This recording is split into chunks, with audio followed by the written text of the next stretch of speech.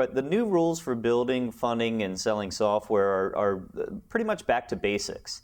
You've seen with some of the dot-com busts and some of the tightening of markets in the recent years that investors, whether they be angel investors or Series A venture capital, or even through the growth stages and even closer to an IPO or an exit, they're looking really for companies that can return a good revenue and a profit scale.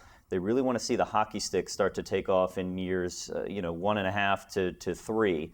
So we're finding, particularly being software as a service or cloud computing, that our revenue models are nice. Investors, particularly the Series A early stage venture capital investors, like the recurring revenue model. Think of the cell phone model for software being software as a service.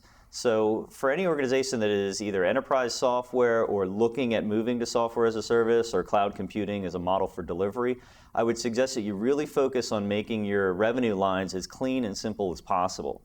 You also want to find good margin and really price accordingly. We've actually seen some competitors come out into the market with really lowballing the price at a baseline for software as a service capabilities, and they ultimately don't find that that's a challenge to really maintain their infrastructure, build a marketing campaign, and go out into the market. We've actually been fortunate enough to be able to increase our pricing a fair amount based on the quality that we deliver. Our technology focuses on a real niche market that is compliance and heavily regulated industries, and what we do is really focus on the human side of compliance using technology to automate business process management, workflow, document and data management.